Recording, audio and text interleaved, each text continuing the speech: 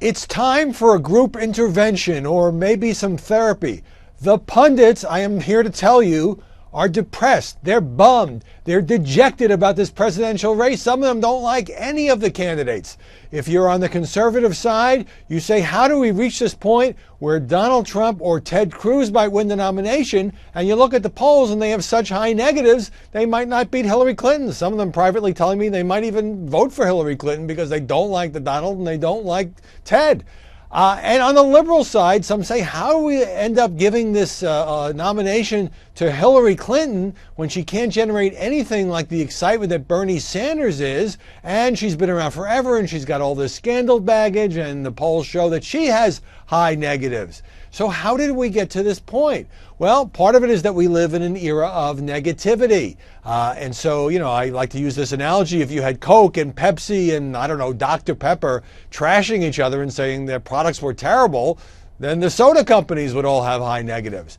And part of it is that in policy terms, what matters is not public opinion. Let's say, for example, the Supreme Court nomination of Merrick Garland. Well, majority of voters in polls say they think Garland should get a vote. Republicans are not even going to give him a hearing because their base would hate that, and they have to respond to the intensity of their base over what the general public tells pollsters. Now, if you just look at the numbers, it is pretty remarkable. Some people are calling it an unpopularity contest. NBC Wall Street Journal survey, Trump's negatives are unfavorable, 65%, 24% positive. Ted Cruz, 49% negative, 26% positive.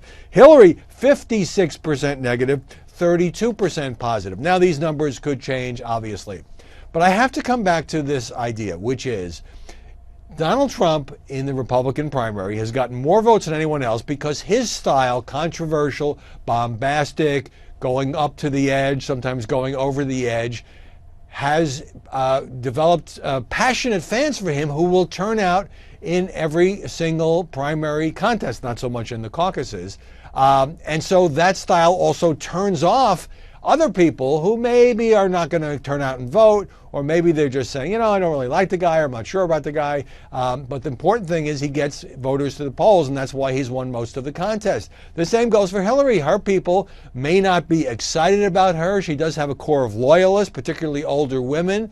She doesn't have the grassroots energy and enthusiasm of a Bernie Sanders, but enough people in state after state have turned out for Hillary, even though many Democrats, including voters overall, say they don't trust her, they're not excited by her, they don't like her, they don't have a favorable impression.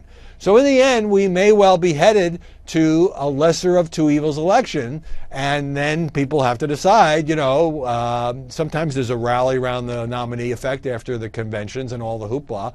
People have to decide not so much which candidate do I like most, but which candidate do I dislike the least.